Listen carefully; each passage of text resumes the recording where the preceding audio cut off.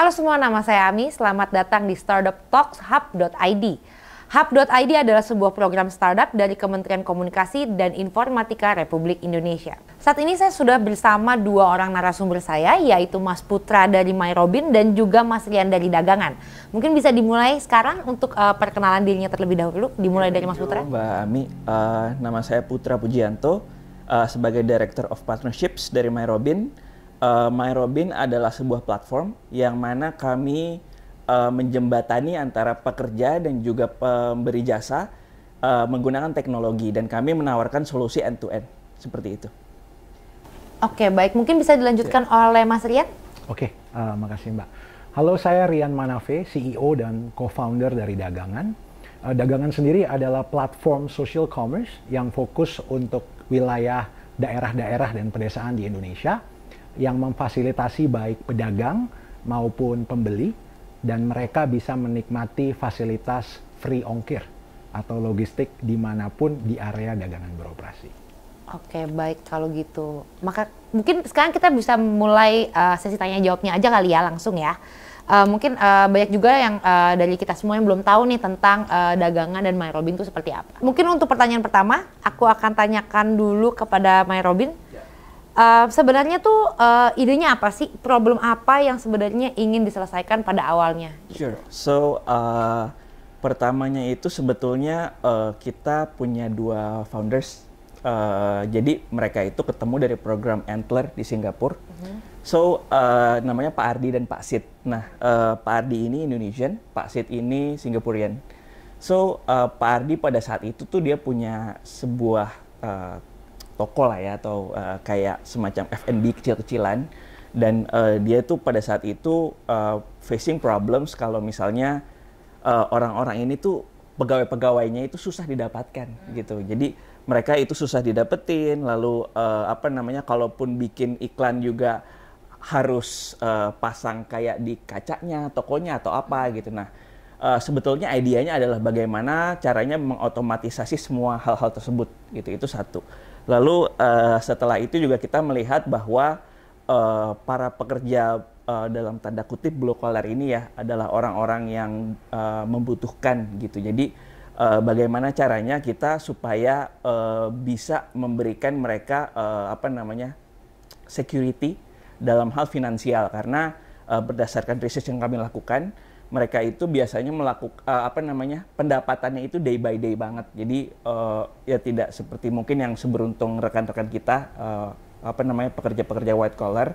Jadi mereka ini bisa dibilang mungkin mendapatkan 100.000 harus langsung digunain gitu loh, hari itu juga atau besokannya untuk kehidupan sehari-hari. So based on that facts, kita membuat MyRobin ini, kira-kira seperti itu. Oke, baik. Kalau Pak Rian mungkin ada tanggapan lain? Mungkin aku pertanyaan masih sama sih, mungkin idenya apa, dan sebenarnya awalnya itu problem apa sih yang mau diselesaikan oleh Dagangan? Ya, jadi sebetulnya kalau kita lihat ekonomi digital kan akhir-akhir ini mengalami peningkatan yang luar biasa. Dan hal yang patut disyukuri adalah salah satu sentral atau pusat perkembangan ekonomi digital itu ada di Indonesia. Dan kita udah melahirkan begitu banyak unicorn. Oke, masih dengan pertanyaan sama nih Mas Rian, mungkin idenya apa sih, problem apa yang mau diselesaikan sebenarnya untuk produk Dagangan ini?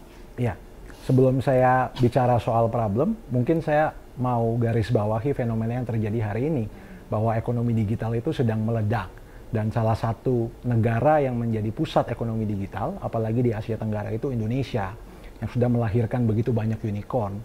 Namun tragisnya, sebagian besar masyarakat Indonesia yang tinggal di daerah pedesaan dan juga di daerah-daerah di luar kota besar itu belum bisa menerima keuntungan yang maksimal, Mbak, dari ekonomi digital. Contohnya yang paling simpel saja, kita kan yang paling banyak menggunakan itu produk marketplace atau aplikasi-aplikasi di mana kita bisa membeli barang-barang, bisa pilih berbagai macam jenis dari berbagai jenis penjual begitu ya. Nah, tapi di akhir setelah kita transaksi kan pasti kita harus memilih logistik ataupun pengirimannya seperti apa gitu ya, mulai dari yang ekspres sampai yang paling lama. Nah, mungkin kita bisa menikmati free ongkir tuh.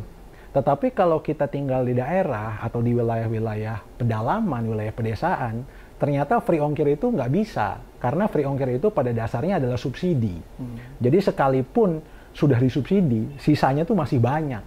Apalagi kan saudara-saudara kita ini biasanya beli barang-barang kebutuhan sehari-hari yang relatif berat, seperti beras itu kan berat, kemudian daging, segala macam itu berat. Jadi sudah jauh berat pula. Nah akhirnya bukannya lebih murah dan lebih praktis, malah lebih mahal dan lebih repot. Nah itu yang kami coba selesaikan sekarang. Semua orang yang ada di daerah-daerah harapannya dengan adanya dagangan bisa membeli berbagai macam produk yang memang dijual di marketplace, baik kebutuhan sehari-hari maupun bukan kebutuhan sehari-hari, tanpa harus pusing soal ongkos kirim. Oke, baik kalau begitu.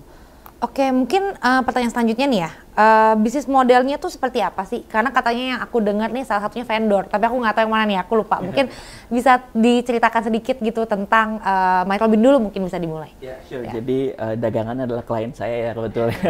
Jadi salah satu sebetulnya tadi kan saya menjelaskan tentang teknologi ya. Tapi jadi, maaf, ini ketemunya untuk jadi vendor ini pada saat di HPID atau sebelumnya emang udah ketemu? Oh, udah dari bulan April sebetulnya. Oh, dari bulan April.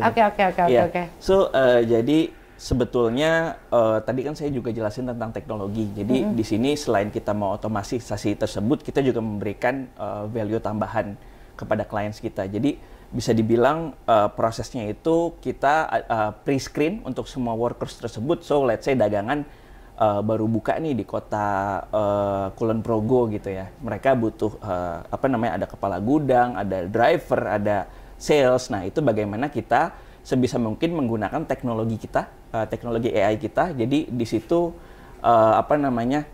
segala sesuatu requirement yang dagangan punya itu kita source dulu.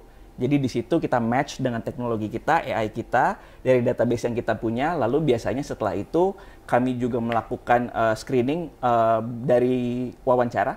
Jadi di situ kita wawancara dulu, habis itu juga kita tes apabila memang ada kebutuhannya. Setelah itu baru kita tinggal kasih dagangan kira-kira barang yang sudah jadi gitu loh. The end product of it. Gitu. Oke, baik. Lalu selain itu juga tadi saya juga bicara mengenai teknologi, jadi di situ kebetulan baru ngobrol juga nih barusan, ada kebutuhan dari dagangan itu bagaimana caranya untuk tracking performance dan juga attendance dari pegawai-pegawai tersebut gitu. Jadi kita punya dua teknologi, jadi untuk yang pekerja warehouse-nya, untuk yang di dagangan kayak kepala gudang, lalu sortir apa segala macam, itu kami punya teknologi namanya QR code based. Jadi di situ apabila nanti si workersnya ini mau attendance setiap hari, tinggal punch in di QR code-nya seperti itu. Jadi itu satu. Lalu yang kedua untuk salesnya gimana nih sekarang untuk trackingnya gitu. Nah kita juga punya teknologi geotagging location.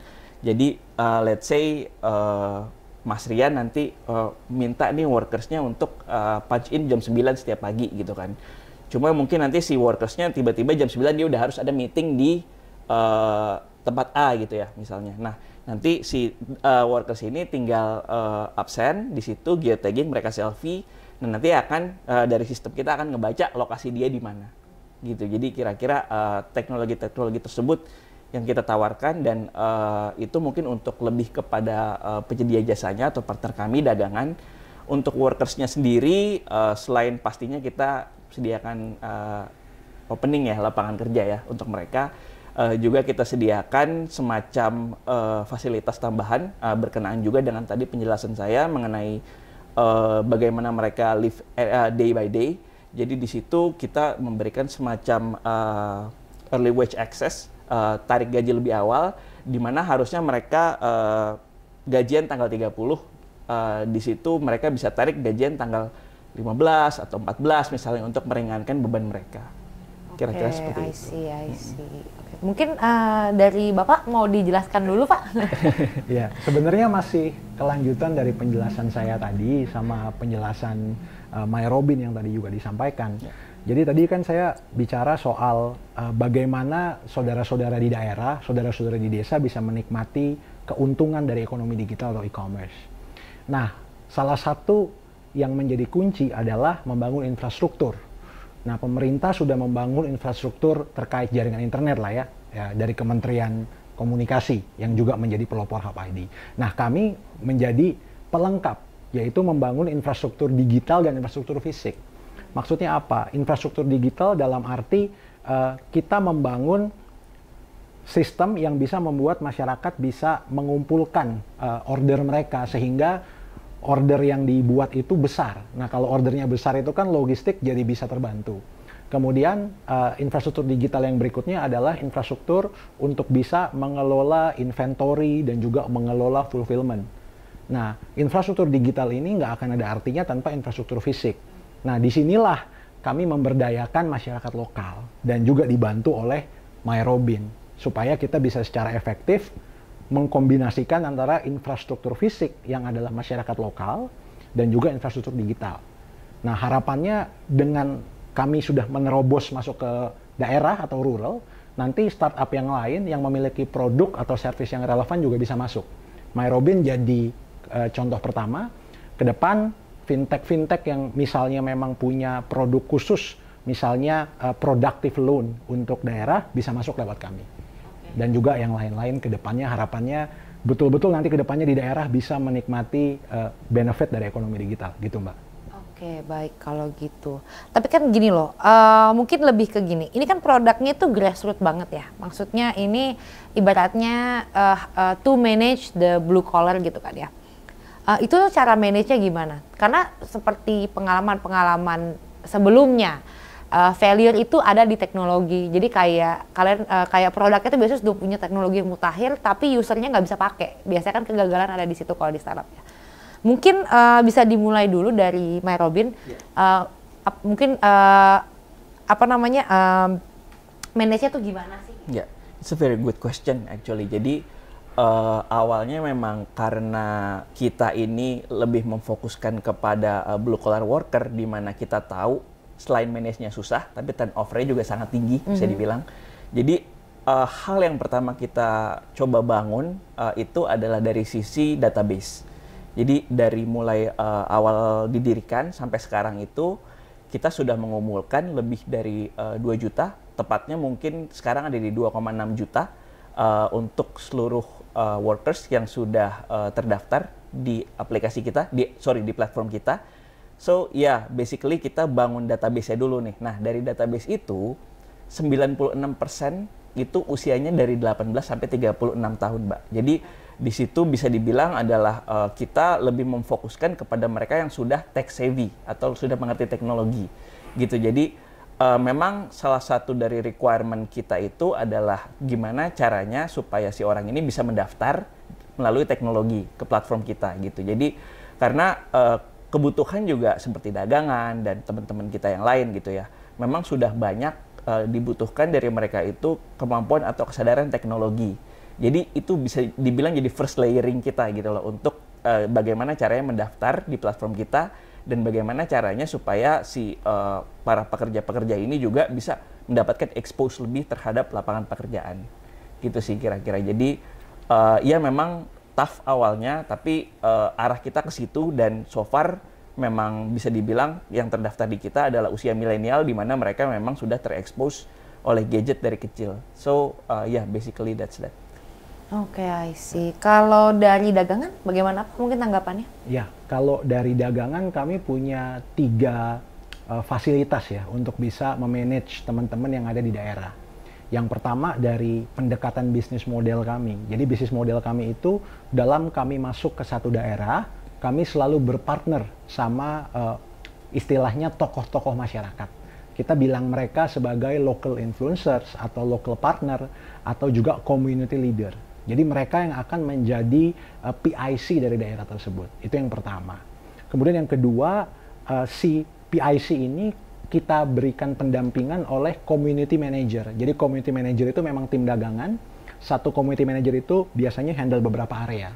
Nanti community manager ini yang akan memberikan pendampingan kepada community leader atau local partner ini. Mulai dari mereka tahu tentang dagangan, mereka dilatih cara pakai segala macam platform dan juga software yang kita punya, sampai akhirnya launch bisnisnya bahkan bisa berkembang.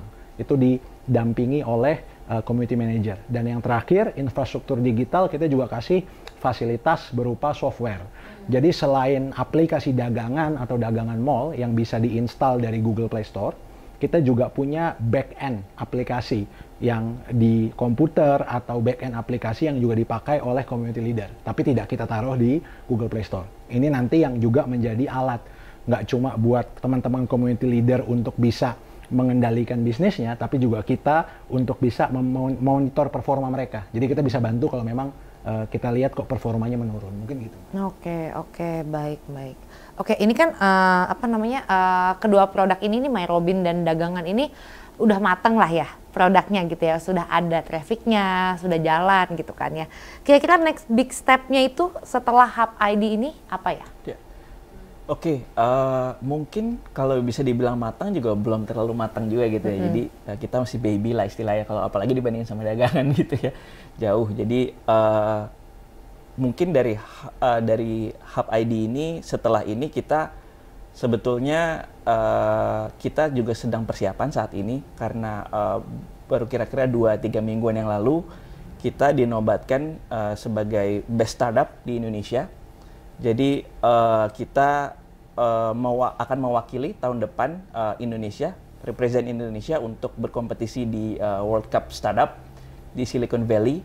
So ya mungkin itu persiapan yang sedang kita lakukan sekarang, selain pastinya tanggung jawab kita ya terhadap investor segala macam.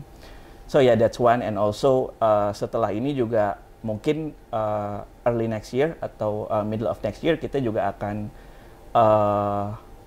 another funding lagi. Jadi ya itu yang sedang kita coba lakukan saat ini. Oke, baik.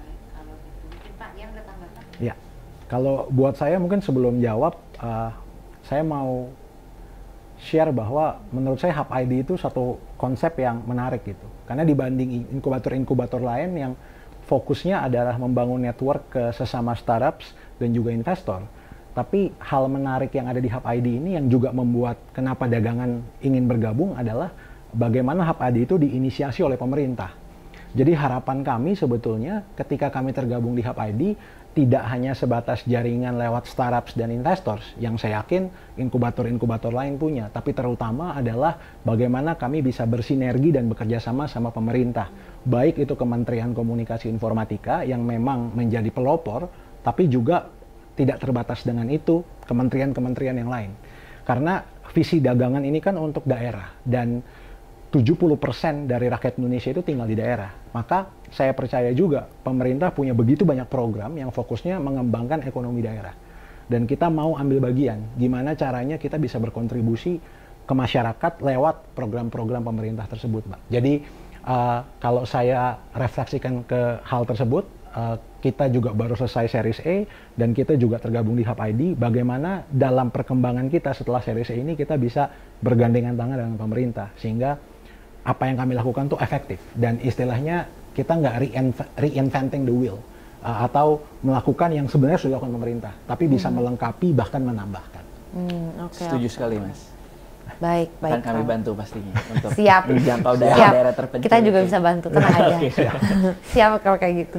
Oke, thank you banget untuk tanggapannya tadi. Mungkin pertanyaan selanjutnya tuh lebih ke benefit para pekerjanya yang menggunakan aplikasi Myrobin dan dagangan sih. Lebih pengen tahu aja sih kira-kira mereka dapat benefit apa sih gitu. Ya, oke, mungkin tadi juga saya udah jelasin secara brief ya, sedikit. Jadi sebetulnya ke depannya itu kita mau bangun ekosistem di dalam platform kita, di mana nanti tidak hanya mereka ini, semua yang terdaftar di platform kita ini bisa melihat lowongan pekerjaan, terutama pekerjaan yang juga mereka memang sesuai gitu ya. Cuma mereka punya inklusivitas finansial, tadi saya juga udah jelasin sedikit. Mereka bisa tarik gaji lebih awal dan mungkin ke depannya juga kita akan lebih ke arah mereka itu bisa melakukan microtransaction dan juga microinsurance seperti itu. Dan juga mungkin yang lebih lebih beneficial lagi ke depannya, kita juga mau para pekerja ini bisa upskill. Mereka punya skill. Jadi upskill, mereka punya skill. Contoh salah satu dari pekerja kita, dia kurir gitu ya. Dia kurir, pekerjaannya hanyalah mengantar barang seperti itu. Nah, kedepannya kita itu pengen supaya kurir-kurir ini itu tidak hanya terbatas hanya menjadi kurir saja, tapi juga bisa selain punya kurir mereka punya skill lain. Apa itu bisa menjual mungkin atau supervising atau apa gitu. Nah, sebetulnya ada juga salah satu partner kita yang udah kerjasama yang memfasilitasi hal tersebut gitu. Jadi si kurir ini tidak hanya mengantar barang, tapi juga di waktu senggangnya mereka melakukan penjualan seperti itu. Jadi para pekerja ini juga ke depannya tidak hanya tidak hanya terpaku dan bisa melakukan apa yang sedang mereka lakukan sekarang, tapi juga hal-hal lain mereka bisa lakukan. Itu karena ke depannya juga kita era semakin maju, semakin canggih.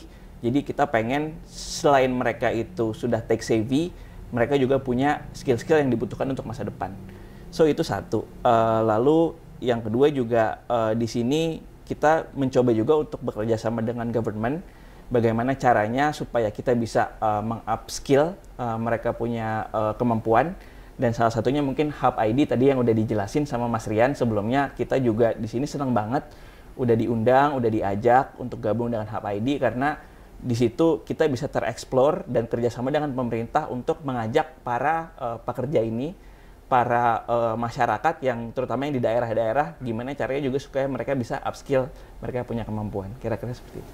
Oke, baik, terima kasih. Mungkin bisa dilanjutkan, Pak Rian?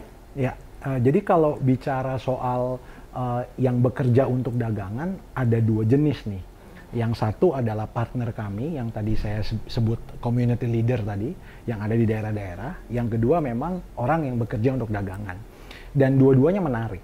Kalau kita bicara soal community leader, selama ini seakan-akan ada satu perspektif orang desa itu kalau mau maju, tanda kutip secara ekonomi, mesti ke kota. Maka anak-anak muda di daerah itu yang dianggap unggul, dia harus ke kota. Ya oke, kalau ke kota untuk pendidikan tinggi ya, tapi kalau setelah itu terus-terusan di kota, pertanyaannya siapa yang mau bangun desa gitu. Nah, dengan adanya dagangan dan ada satu peran sebagai community leader dagangan atau local partnernya dagangan, mereka bisa mengembangkan diri mereka dan mengembangkan usaha mereka dan membuat diri mereka lebih maju di saat yang bersamaan nggak perlu meninggalkan desa ke kota. Jadi mereka bisa berpartner sama kita, dan nggak usah pikir terlalu banyak soal apa yang dibutuhkan untuk memulai usaha atau mengembangkan usaha. Karena semuanya kita udah sediakan di dalam dagangan. Dan yang menarik adalah dagangan itu semua foundersnya adalah orang Indonesia. Dan kami turun ke bawah, kami menghabiskan waktu sama mereka. Jadi kami betul-betul tahu apa yang dibutuhkan. Bahkan kami semua itu juga asalnya dari daerah. Cuma kebetulan besarnya aja di kota. Tapi kami juga punya hati untuk kembali ke daerah. Nah ini yang dari sisi mitra. Sementara kalau kita bicara dari sisi pekerja di dagangan, ini juga menarik. Karena banyak juga talenta-talenta daerah, putra-putra daerah kita bilang, dia sudah menempuh pendidikan tinggi di kota-kota besar di Indonesia, bahkan di luar negeri, di Singapura, di US, di Eropa. Begitu kemarin pandemi, mereka tuh pada kangen sama keluarga dan orang tuanya. Tapi kan sulit sekali untuk sekarang travel gitu ya. Sampai mungkin ada beberapa yang punya pemikiran, apa saya pindah saja gitu ya ke daerah. Karena kan kalau pindah ke Indonesia tapi masih di kota tetap susah gitu ya. Tapi kan pasti pertanyaan buat profesional muda ini, saya mau kerja di mana kalau di daerah kan? Nggak ada nih kira-kira company yang bonafit atau startup yang cukup besar untuk bisa kerja. Dan dagangan bisa jadi solusi sebetulnya buat teman-teman. Dagangan semoga bisa tetap menghiasi CV teman-teman putra daerah yang ada di luar ini untuk bisa spend time di daerah.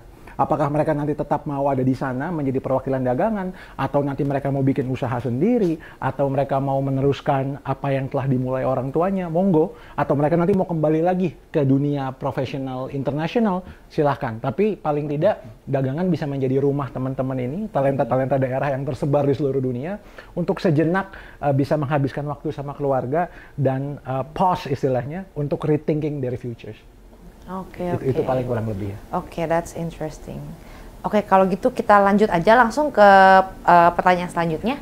Mungkin ini banyak juga yang nanyain ya. Kan startup-startup lain juga banyak nih yang punya produk yang sama gitu, yang sejenis lah gitu, yang fokus di grassroots. Nah, bedanya MyRobin dan dagangan itu dengan yang lain tuh apa sih sebenarnya? Oke, jadi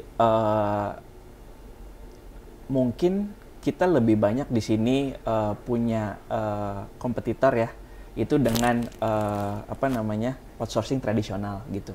Jadi sebetulnya adalah bagaimana kita satu tadi mengotomatisasi semua proses dalam hal screening dan juga recruiting blue collar worker tersebut. Karena seperti kita tahu kalau dealing dengan blue collar itu mereka nggak apply dari LinkedIn, nggak nge-apply dari Jobstreet gitu ya. Jadi biasanya mereka ngelihat, mereka pergi ke mall, mereka pergi ke toko, mereka ngelihat ada selebaran, mereka lamar, biasanya kayak gitu. Dan itu dari sisi pekerja, dari sisi penyedia jasanya pun biasanya mereka buka lowongan kayak gitu, terus mereka terima banyak CV, terutama dengan tulisan tangan seperti itu. Nah, jadi sebetulnya lebih kepada kita melakukan otomatisasi dibanding dari OS tradisional yang sudah lama ya berdiri, kira-kira itu.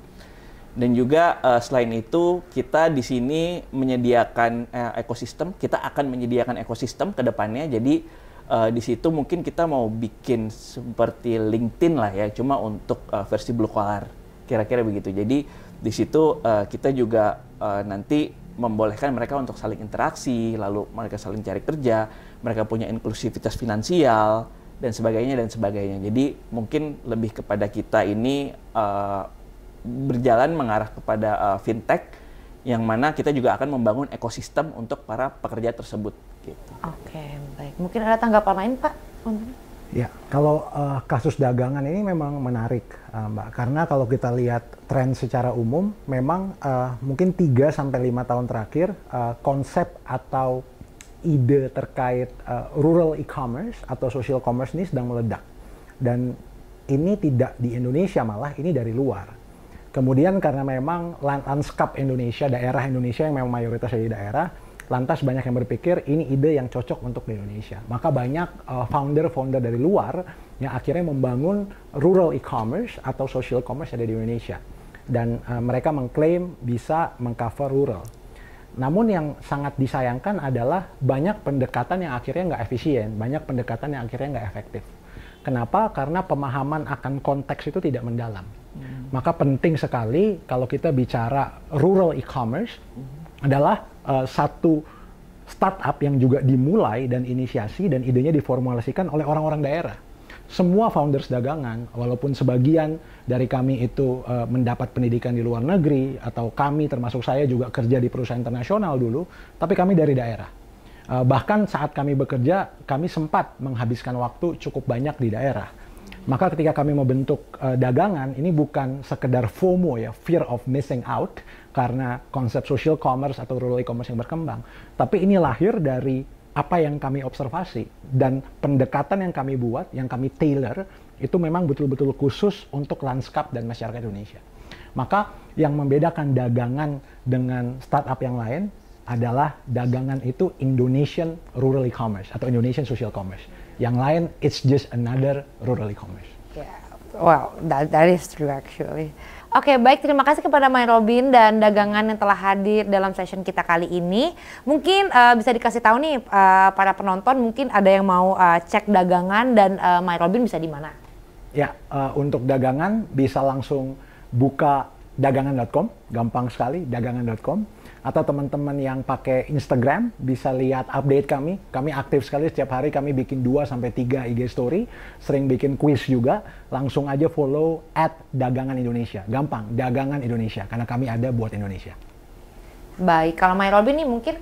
Ya, sama mungkin ya, kira-kira kurang lebih tinggal join aja ke sini mungkin. myrobin.id, myrobin.id.